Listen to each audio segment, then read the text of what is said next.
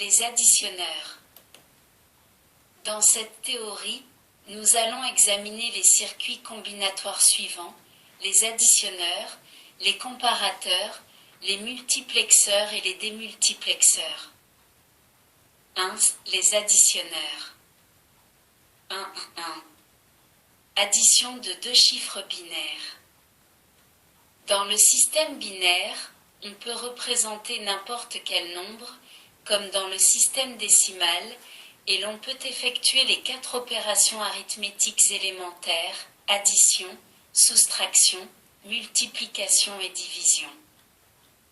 Comme nous le savons, les 3 dernières opérations peuvent être toutes ramenées à l'addition qui est donc la plus importante.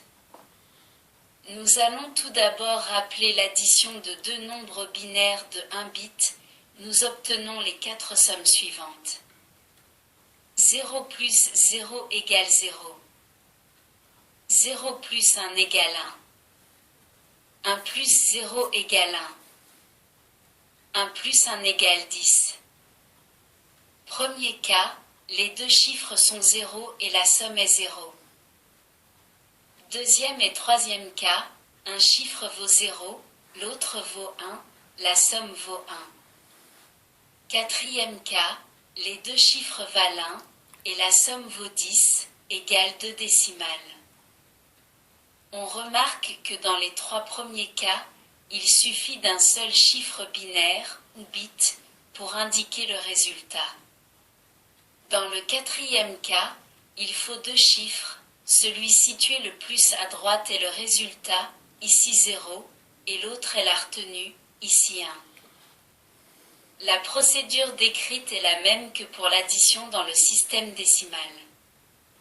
Elle diffère seulement par la quantité de chiffres mis en jeu, les 2 chiffres binaires contre les 10 décimaux.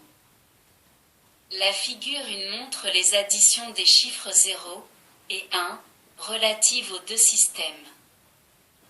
Nous remarquons que les résultats sont les mêmes, bien que dans le système binaire, il faille tenir compte de la retenue pour exprimer le résultat de 1, 2. Circuit additionneur. Puisque nous connaissons les règles de l'addition binaire, nous allons voir à présent comment cette opération peut être réalisée par des circuits logiques.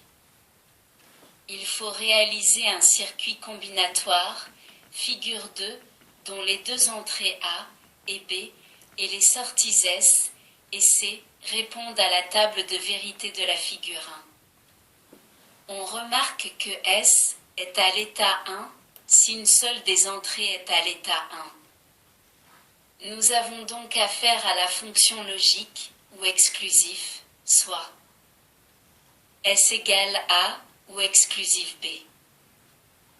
D'autre part, on remarque que C est à l'état 1 uniquement dans le cas où A et B sont à l'état 1. On en déduit donc que C égale A et B. Le circuit qui effectue la somme de 2 bits peut être obtenu en associant une porte ou exclusif et une porte et comme le montre la figure 3. 1, 3. Addition de nombres binaires de plusieurs chiffres. Le circuit additionneur examiné précédemment est en mesure d'additionner entre 2 nombres binaires d'un seul chiffre.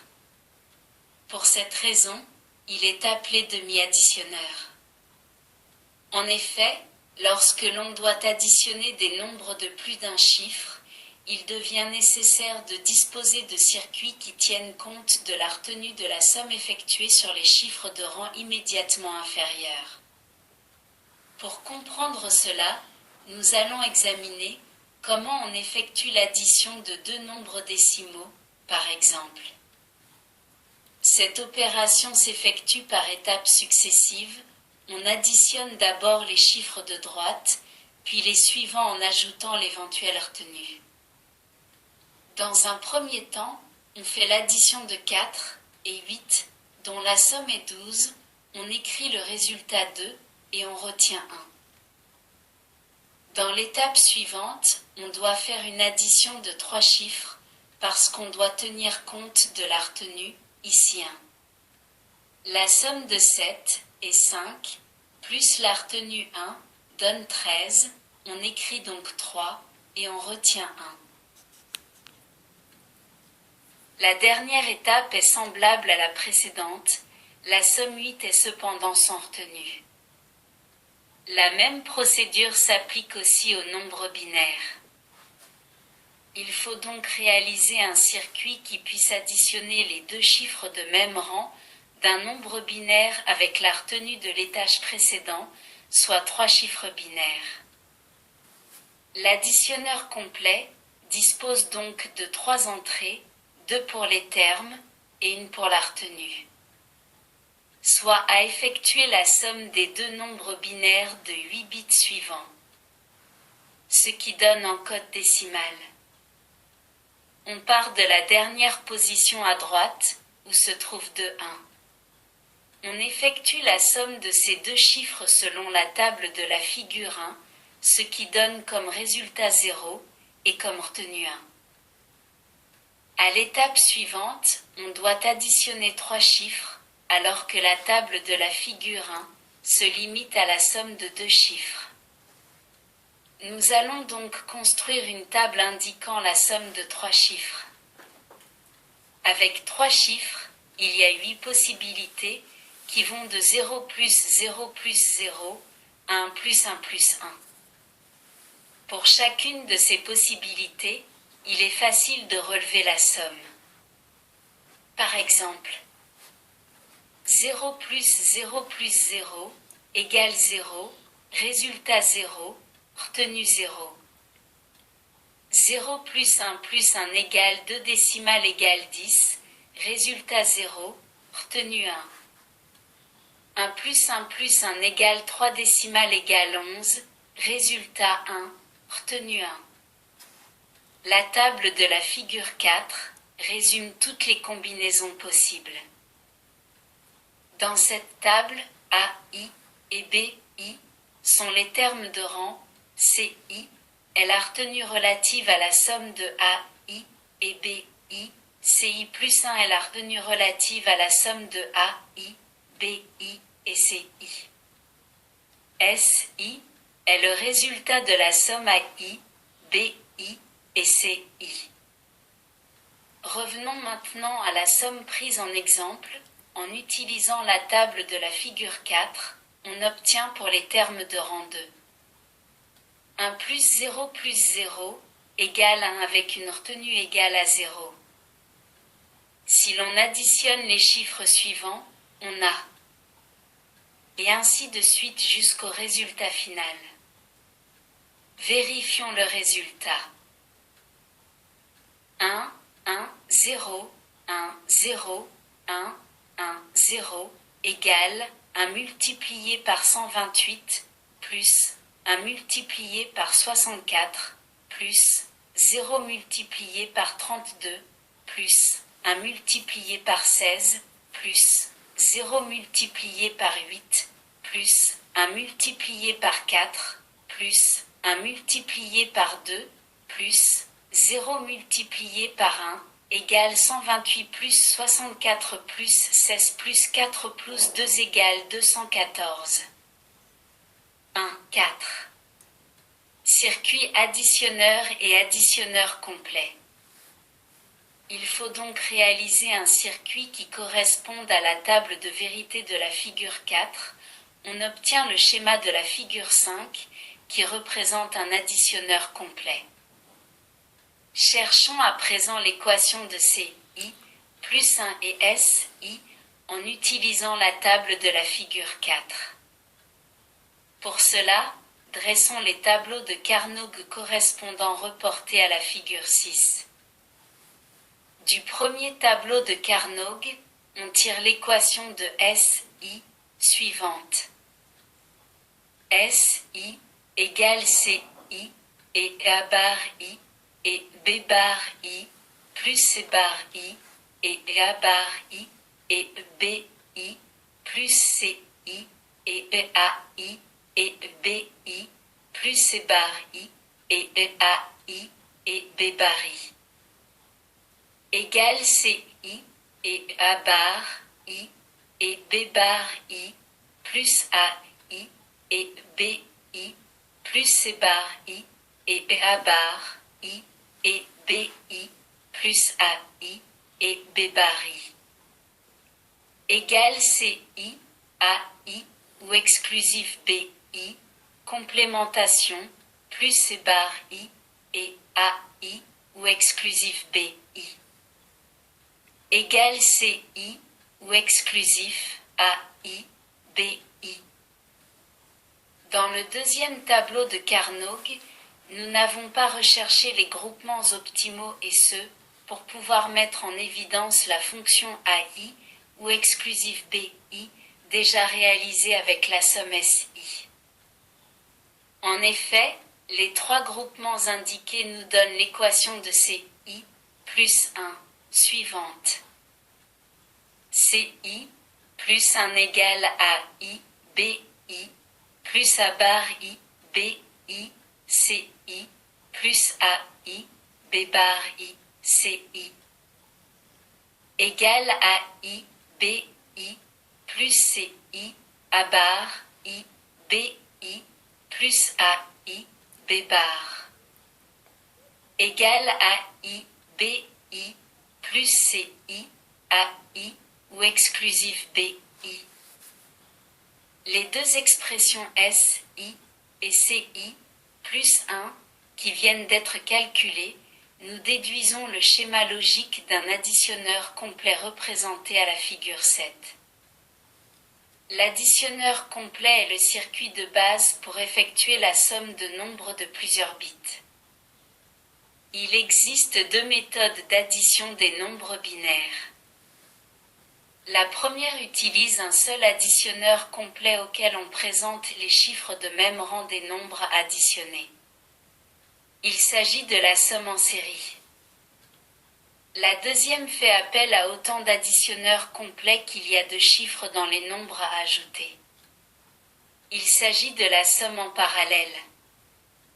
1, 5. Somme en série. Les deux nombres, ici de 8 bits, à additionner sont chargés dans deux registres A et B, comme on le voit à la figure 8.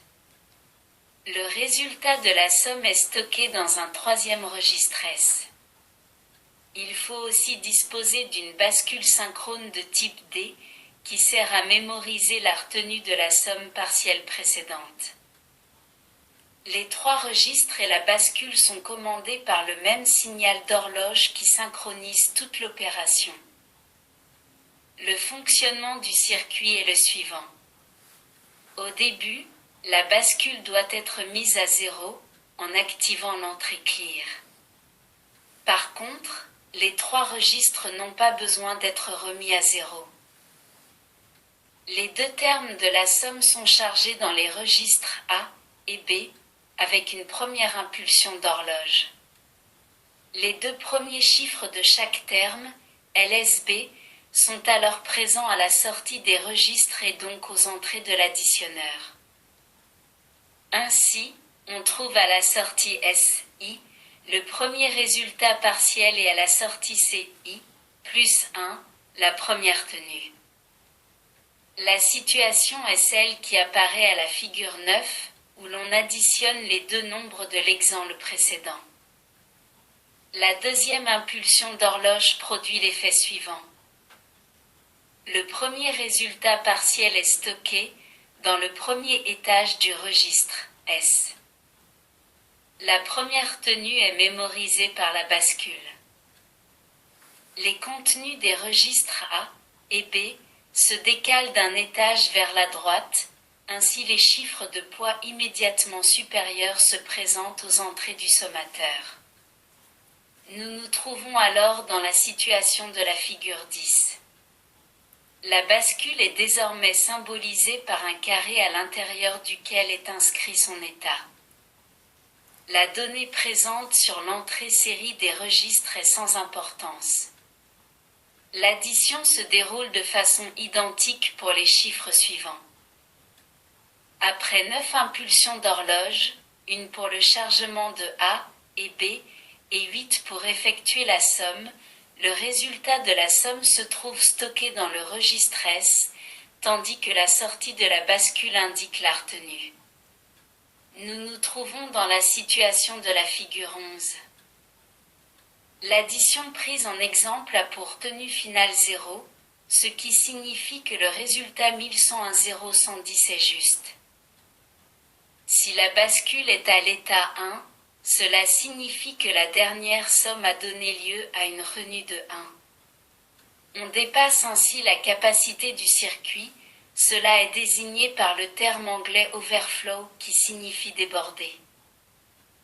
Il y a overflow lorsque le nombre qui est le résultat de la somme a plus de bits que ceux qui peuvent être contenus dans le registre, dans notre cas 8.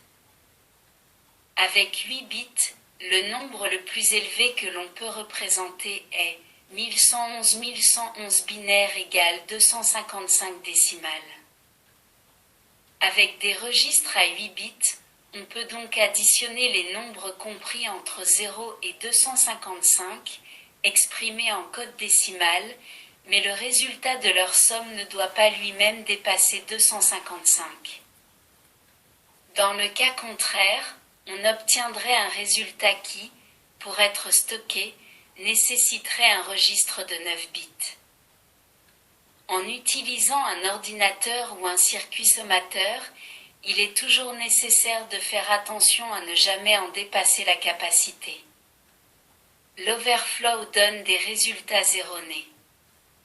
Supposons que l'on effectue la somme suivante. Le dernier chiffre à gauche du résultat ne trouvant pas de place dans le registre S est perdu. Le résultat qui est indiqué par le contenu de S est 0,100,000, ce qui équivaut à 64 en code décimal et non 320 qui est le vrai résultat. Pour savoir s'il y a dépassement, il suffit d'examiner l'état de la bascule à la fin de l'addition. Si elle est à l'état 0, le résultat est juste. Par contre, si elle est à l'état 1, cela indique qu'il y a eu une retenue de 1 lors de la dernière addition et que l'on a dépassé la capacité du circuit. On peut faire l'économie du registre S en rebouclant la sortie S de l'additionneur sur l'entrée série du registre A ou B. Si l'on relie par exemple la sortie S à l'entrée série du registre A, comme illustré à la figure 12, le résultat de l'addition apparaîtra dans le registre A. En effet, à chaque impulsion d'horloge, le résultat partiel de chaque somme se trouve décalé dans le registre A. La méthode de la somme en série est la plus proche de notre façon usuelle d'effectuer des additions. On additionne un chiffre à la fois en partant de celui de plus faible poids. Toutefois, elle est plutôt lente parce qu'elle requiert autant d'impulsions d'horloge qu'il y a de chiffres à additionner. Pour plus de rapidité, on fait appel à la méthode de la somme en parallèle où tous les chiffres sont additionnés simultanément. Selon le mode de calcul de la retenue, on distingue la somme en parallèle avec retenue série et la somme en parallèle avec retenue anticipée.